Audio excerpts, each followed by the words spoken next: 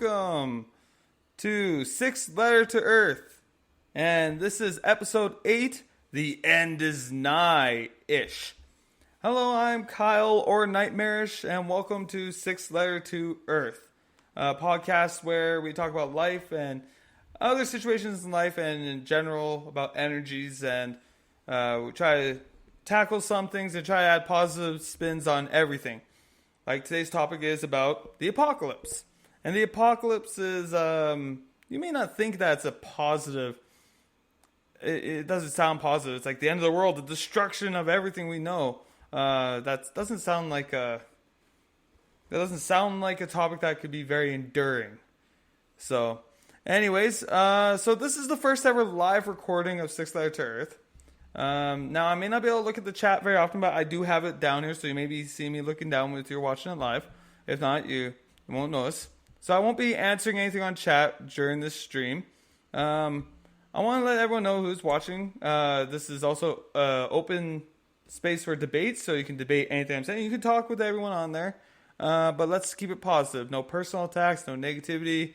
We will time. I don't mind you timing you out or banning you, and we can talk about it afterwards in the after show about what's going on. So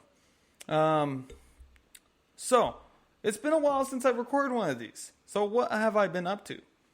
Well, since the last episode, episode 7, I ended up having to quit my job that I had for 4 years because my wife finished her college degree, and I believe we said that in the last episode. She got her teaching degree, and then she got offered a job in her home community. And she got a job, and now we are living somewhere else. So we moved somewhere else. So I was going to be quitting my job for that.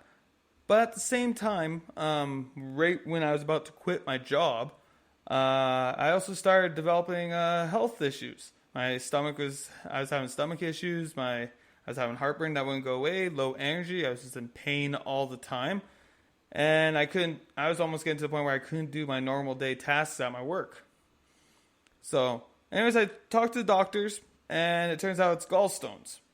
Or my gallbladder. It's either gallstone, it's my gallbladder. My gallbladder's having issues, and right now we moved here.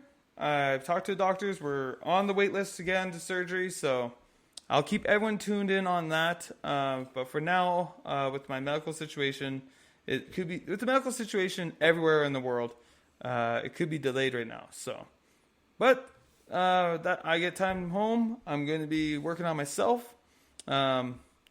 I get to work with my spirituality and also stream more. So that is going to be something I'm going to try to do. Now that's as if my internet works, because my internet seems to be a little sketchy lately, but that's okay. At least if anything at least comes out of this, at least we're still going to have my podcast. So I'm still going to do that. So I decided to start recording live because I was also around the same time in my last recording. I was starting to work on my channel. I was working on getting my channel out there and working on my channel, getting it working. And at first I wasn't really thinking of putting my podcast on there or streaming it like this. But I decided, you know what, it's kind of a refreshing take. It's a refreshing take, and it's something that I'm kind of working at. So I decided I'm going to try to record it live and have people listen to it live while I'm recording, and it helps me perform better, and it made me have to do a lot more work. Like I have a script right here. I have a full script here. I didn't have a script. I'm going off script a little bit sometimes, but for the most part, I have a script right in front of me that I typed out. I spent like 2 hours typing this script out. Or I don't know about 2 hours, but you know, I did do a little bit of time on there. Oh, sorry about that click. So we're doing live recordings. If you want to know how the live recordings work, and kind of what to expect with this, please listen to the last episode I put out there. 6L2E is coming back. There's a pre-show and after-show and Q&A debate discussions, and maybe we'll watch some videos on the topic, or random events can happen. We don't know. That's all that could be happening on the pre-show and after-show, which is going to be exclusively on Twitch, which if you're watching it right now, you're already on Twitch.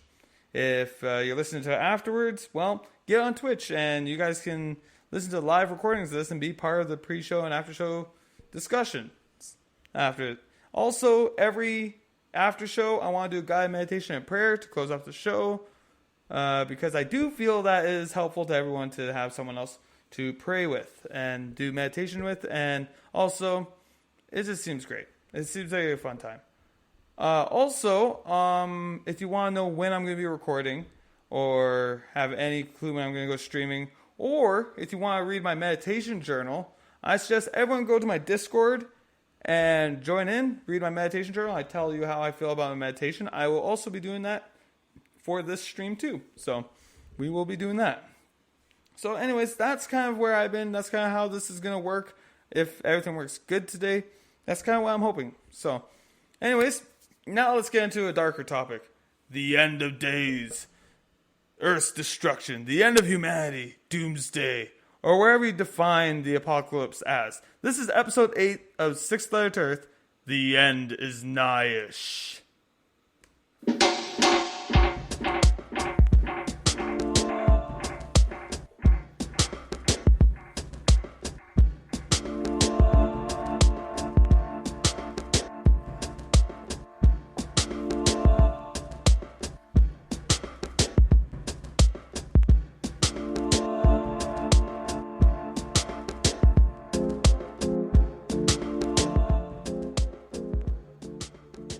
So, what do you think when I say the word apocalypse?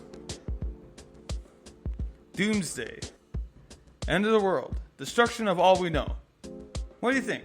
When I say the word apocalypse, what do you think of it? Whenever it's portrayed to us, it's always depicted as destruction of everything we know. It's the end of the world. We'll get there, but let's start with the end of the world, though. Let's definitively put it to the end of the world. What is your favorite way the world is theorized to end? I'm going to go into a few detailed points of what I think the way the world can end. And I've only done a few. There's obviously way more, and we can have obviously a lot more discussion. But this one is a few topics that I could think of. And I want to kind of expand onto these topics. So I'm going to be doing it from I feel is most unlikely to happen to most likely. So we're going to start with the most unrealistic way, I think, the most unlikely way. And I know this is going to start a topic, but I've already talked about this already in episode 6. And I'm starting with aliens. I think an alien invasion or aliens destroying the Earth is the least likely way it's going to happen. Because, now, I don't 100% deny that aliens exist. It's hard to say that. We have no clue how vast space is. More likely, logically, there should be aliens. But I don't think here's the thing. I don't think we're going to be destroyed or overthrown by an alien race. If it was going to happen, I feel like it was already going to happen. Now, we get more tinfoil hat. And we could go into more conspiracies about aliens or thought if they could do it. Maybe that could be an episode we can go on to more detail about it. I've already done a little bit about aliens, but we can go into a little bit more details about aliens. But if you want my initial opinion about aliens, you can look at episode 6. That's about aliens and dark manifestations of this podcast. So, and yes, I'm sorry I'm plugging the podcast again, but that's just kind of how it's going. If you're not proud of your work, you won't want to share it with everyone, right? So I'm trying to share it off with you. So anyways, as for aliens, I just feel like if they were going to happen, it's already going to happen. To me, it just doesn't seem like it's going to happen. So anyways, on to the next one. Okay.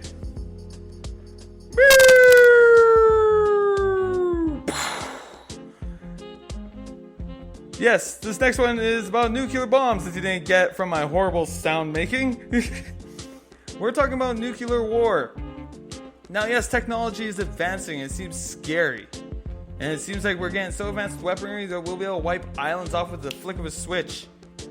We'll be able to send rockets, and we have rockets that are able to go halfway across the Earth right now, carrying nuclear warheads. And yes, it seems like doom and gloom, and it seems like, we could easily destroy the Earth because one person sent one nuke off. Boom, boom, boom, boom, boom. Everyone's firing all their rockets and all their nukes. Now, yes, it could happen. But I just think logically, I think everyone knows I think everyone knows... I think everyone knows that how powerful nuclear weapons are. I don't think you want to be that country that sets it off, though. I don't think you want to be that country that first starts it. I have a hard time thinking that countries are going to actually use nuclear weapons on Earth. On Earth. And I think if they're going to use nuclear weapons, they're going to use it in space. And I think we're going to be using it to like blow up asteroids and mine their goods inside. I think, to me, that's how I kind of feel they're going to use nuclear weapons. But I don't want to say it's never going to happen because obviously there is some people out there that are crazy. I think right now it's just a tactic for leaders to try to make them look stronger. But I just have a hard time thinking that there would be actual countries that actually want to put it out there. I don't think people would actually want to set it off. I think if anything, with the itchy trigger fingers of everyone, I think the Cold War was, if you go back to the Cold War, I think that was probably the closest we've gone so far. But I just have a hard time thinking that any nations right now would be willing to do that. Unless they do want to cause all-out war. Like, there's so many countries out there that have nuclear weapons. That's the thing. Is I think if the wrong country does it, then it could be mass destruction. I just don't think... I just have a hard time thinking that countries would actually do it. I think they use it as a tactic to try to scare their opponents into thinking that they are going to do it. They go, oh, this guy's fucking crazy. He's going to shoot off a nuke.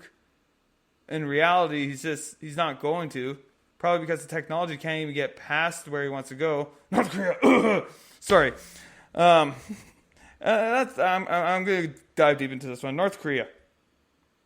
Come on. If you're scared of North Korea actually nuking the United States or sending a rocket to the United States, they can't get past Japan.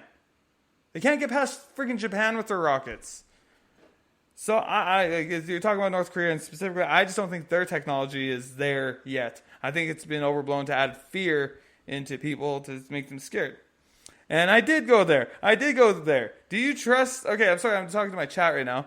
I did go there because can you think of North Korea? I'm not scared of North Korean technology. Now, if they start working with Russia or China, then maybe we could talk about something. But for right now, I just don't see it. We could... That's kind of a little more. But anyways. We're going to go into the next topic. We're going to get off of nukes. And but here's the thing. I just don't think anyone's going to be pulling the trigger on a nuclear war. And I don't think you need your nuclear shelters for that, at least. I just have a hard time thinking countries would actually do that. I think bombs, yeah, sure. Maybe they'll bomb people or go and shoot them with tanks and whatever. And artillery, maybe that. But I just don't think an actual nuke was dropped in Japan. I just have a hard time thinking people will do that again. So keeping on this dark topic of the end of the world, what about AI? Artificial intelligence. Again, technology is advancing. We can see artificial intelligence everywhere we go already. Your Alexa, your Siri, your Google Assistant. That's all artificial intelligence for the most part. You're talking to a computer and they keep going. So when we think about artificial intelligence and we think about how a lot of these artificial intelligence people are going to want them to perfect things because that's how computers are meant to be done. They think computers are going to perfect every aspect of life. The problem with that is humans are not perfect. I just don't think humans are perfect. And I think with how smart technology is getting, I could see like a computer that reprograms itself to make it fit into its algorithm that you placed into it. So, in theory, I could see it easily come to a point where the AI, the computers and robots do take over and they do their own thing. I could kind of see that happening. And obviously they're always trying to make it into they're already trying to put into robots and weaponry. So it's, AI is getting better out there. Now, I don't know how big doom gloom it could be, but to seeing the advancements that we are going in there does kind of have that little like, okay, are we sure we want to keep going that way? Like for me right now, as far as I know, right now for AI, one of the craziest things I can think of right now is that you can actually get your phone to automate a phone call for you to make an appointment for you, and they will actually tell you the time and everything for that appointment. Like to me, that seems crazy. It's just letting AI control our lives, and eventually, what's going to happen? They'll do it on time clock, so then they'll like notify you. You won't even have to do anything because they're going to know, like, oh yeah, after 3 months after talking about this subject, you will have a doctor's appointment at this time, and computers will automatically do it. You won't even know ahead of the time when you have your appointment because they'll just have notifications popping up on your phone. I'm not necessarily thinking that if it gets into more weaponry, or security business, I could see AI really becoming an issue. They're definitely more controlling. AI will definitely become more controlling our lives, and who knows? Maybe this is another thing we can experiment or look into a little bit more. So, anyways, now we're going to the more logically. I think we're going to more logically. We're thinking more environmental issues. Solar flares is the next one. How do you pronounce that? Coronal mass ejection? Is that what it's called? Yeah. Yeah, which is a sudden burst of energy released from the sun, and it can send like little bits of the sun at us, at the earth. Now, they're going to hype it up because here's the thing: it can be very disruptive because it can mess with cell phone signals, internet, radio, power grids. If it's powerful enough, it could probably even shut down power grids if it does shoot out that much. But I've also heard like some people think that it'll burn up satellites, or it can actually send like a wave into the earth that causes earthquakes. I've heard some theories about that. I don't think that's it, but I think it could be very disruptive. And when we come to think about it, if we have a solar flare and it knocks out the internet and power, well, wouldn't that kind of be like the end of the world as we know it? As we know it. Because we use the internet so much. We use the internet so much right now, and power so much. Like, wait, what am I doing? I'm using power right now. If power went out right now, I wouldn't be able to record this. And we're so dependent on it, it's kind of... I know that's something that I need to work on. I need to work on becoming less dependent on power and try to become more self-reliant. I think everyone needs to. But a solar flare... Now, our sun's more active, they say. A man says, so take that with a grain of salt. A man says, that scientists say, that the sun is more active right now. And we'll get more of these solar flares and mass ejections. And I don't think it's going to end the world, but I think it could like give us some... It could mess with our radios and internet. And if you live in the thing is, I think you'll get, if we shut down the power on the entire Earth for a time, I know it'll go into chaos. But you need to start preparing yourself, because if they do have solar flares that are that powerful, you're going to want to make sure you're protected.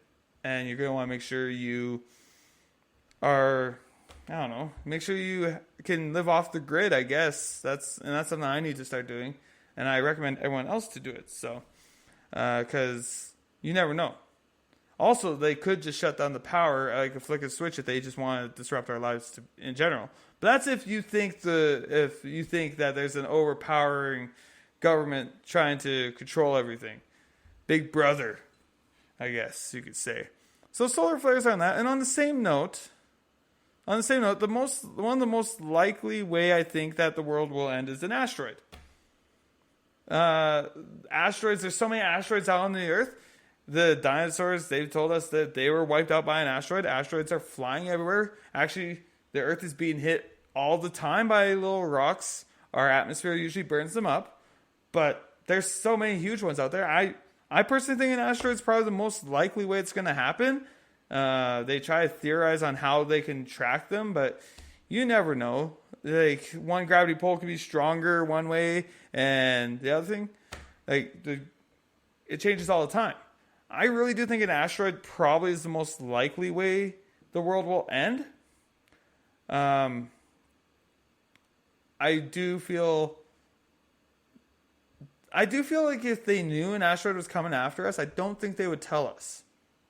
I don't know. I don't know why. It's just me. I just don't think the governments would tell us because they don't want us to panic. I think they would just leave it and let it happen. I just have a hard time thinking that they would do anything about it. And that's why a lot of people want to leave space or leave into space or try to look in the moon or at Mars to try to find habitable places. Exactly. If they told us an asteroid was going to hit us, we'd all panic, and that would cause chaos. Which, who knows? Maybe there might be some agents of chaos that may want that. And if we're keeping on looking at space, if we look logically, we've been told is our sun will become a red giant and it'll become huge. It's going to grow like way bigger than what it is right now, and as it becomes a red giant, it's actually going to engulf the Earth. But even before that, we're going to be scorched because that's billions and billions of years from now. And who knows, by then, maybe humanity will be wiped out from disease or by man-made thing. These are just some logic. I'm not talking about just humanity itself. I'm not talking, like, if you notice, I did talk a little bit about humanity itself, but for the most part, I'm talking about like a widespread, the end of the world, there's nothing left here type thing. No humanity left. There's a lot that I haven't gone into. There's a lot more options, or a way the world could end. But for me, one that makes a lot of sense to me, if you think about it, is the red giant. And who knows, maybe you can prophesize, because they always say the skies are going to be red. Well, if the sun's becoming brighter and more of the ground's on fire, well, wouldn't that make a red skies? That'd make red skies if the smoke's covering it up and we're all on fire here. Like, I don't know if you guys have seen last year on the west coast of the United States, during the day, their skies were just red. And it looked scary. It looked very apocalyptic. Or scary. I'm not going to say apocalyptic, because that's not apocalyptic. That's actually scary. It looks like it looks really hellish, right? And I don't know. A lot of these prophecies, they always say that. They always just say that that the skies are going to be red and we're all be raining blood. I don't know. So what do you think? How do you think the world is going to end? How do you think the Earth will be destroyed? And one term that is always tied to it is the word apocalypse. So, the word apocalypse, and I use that word purposefully because I wanted to break down something that we said. So, when we look at the word apocalypse, the Merriam-Webster dictionary has defined it as one of the Jewish and Christian writings, and this is the first one, this is 1a, as read on Merriam-Webster dictionary. One of the Jewish and Christians' writings of 200 BC and AD 150, marked by pseudonymity, symbolic imagery, and the expectation of imminent cosmic cataclysm in which God destroys the ruling powers of evil and raises the righteous to life in a Masonic kingdom. Alright, so that kind of sounds scary. Sounds like just destruction of ruling powers and evil, but doesn't that sound kind of positive? That sounds actually kind of nice. We're getting rid of evil in the earth. Now, sure, what does that mean? Are we evil? Who knows? That's something we could probably go into when we're judging on evil and everything like that. But I like some of these other ones. Something viewed as prophetic revelation. All right? And Armageddon. A large, disastrous fire inferno. Most forces agree that a small, prescribed burns, carefully controlled, are essential to prevent larger apocalypse. Really? That's the definition? They call that an apocalypse? I don't know. This is a great disaster, an environmental apocalypse. It's the closest to So for me, I feel like, yeah, something viewed as a prophetic revelation. I do feel like that one is the one that fits most likely to the origins of the word apocalypse. Because Wikipedia has it defined as a disclosure or revelation of great knowledge, which is better than Merriam Dictionary, which is shocking that Wikipedia actually has a better definition. Because when we look at the origin of the word apocalypse, it is derived from the Greek word, I'm going to say apokalypsis, which comes from apokalypten, which means to uncover and reveal. And when we break it down, when we break that word, apokalypten, or apokalypsis, apo translates into the word un. And kalypten means to cover. So, the word apokalypsis means to uncover. So the apocalypse is to uncover, which doesn't sound as scary as Merriam-Webster's definition or the way everyone's being told how to think of the apocalypse. Everyone thinks that the apocalypse is supposed to be this just destruction, and obviously Merriam Dictionary wants you to think the same way too. That's just destruction. It's the end of the world. It's all that. But to receive great knowledge and to have to uncover the truth, that doesn't sound too bad to me. I love the truth, and I think the truth needs to be sound, even no matter how harsh it is. The truth is the only way. We need to find the truth on the world in order to survive, because I think the secrets that the governments are hiding from us and the powers that be, I just feel like they use it to control us. And maybe this is something more we could talk about in the after show, but I do feel like at least this dictionary shows that they're trying to make it sound like it's the destruction and fire and everything like that. But when you talk about it, it's actually meant to uncover truth.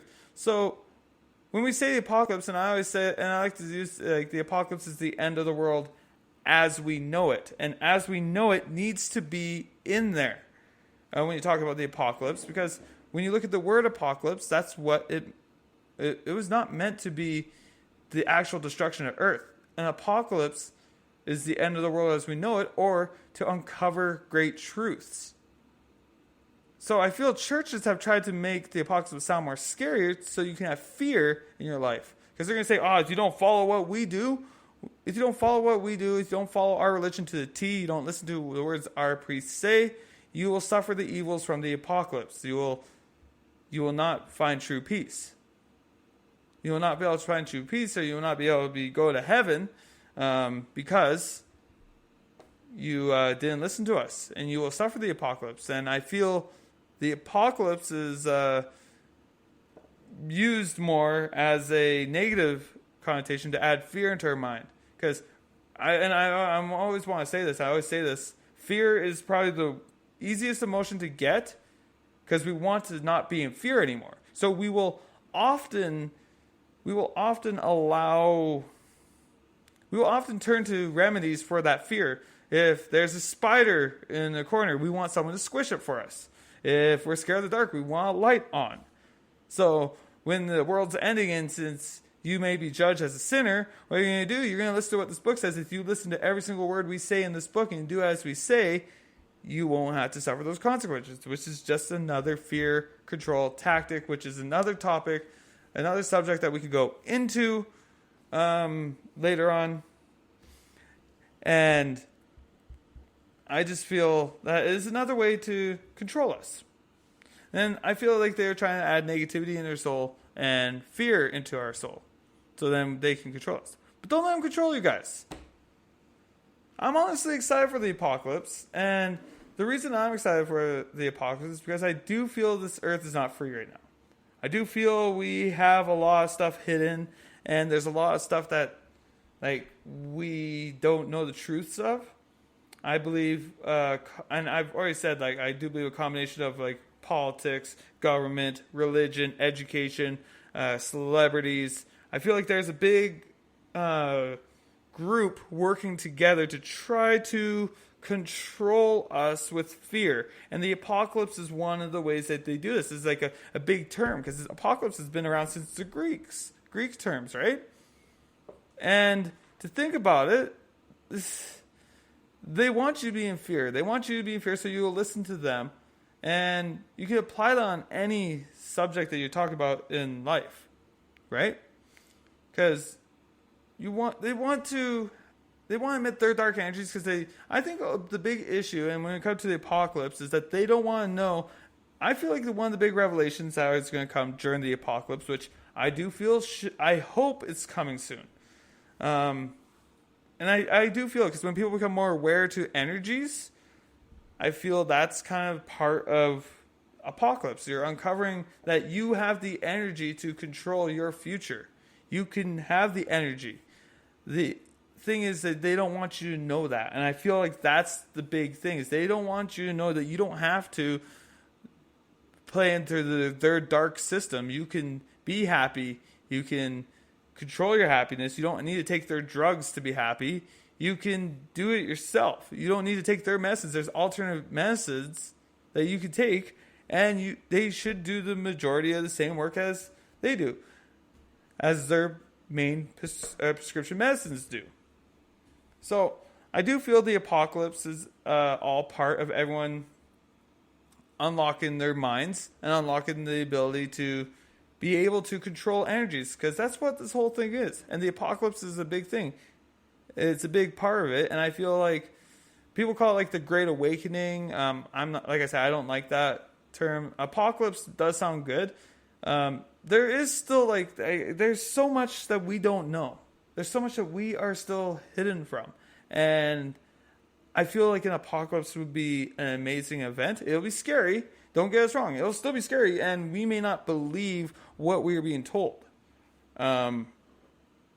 But I do feel like we need an event like that to happen to kind of shake up the world we have been in, because right now they have the binds on everyone. They have the binds on everyone they control what we see, what we eat, what we do. They control everything what we do. They can see us. Hey, they're listening to me right now. Hello, powers that be. I don't know if you're somehow listening to this, if you care about it. Maybe you do. I don't know. But I just want to let you know, 6 letters Earth. We have a motto here, and it's kind of the whole purpose of the show. And the purpose of the show is to try to bring freedom to the world, freedom to you, and more importantly, freedom to your mind. And I really hope we can do that for everyone, and hopefully you guys can stay tuned. If you guys are listening on Twitch, stay tuned. We will have an after show where we can keep the discussion going. If you are listening to this on podcast form, thank you for watching. To go into my profile on any of the podcasts you go, I have my link tree there. You can find where to find this podcast, my Discord, and everything I do, you can find on my link tree. All right. And I want to say thank you all for coming by for the podcast, and we will see you next week.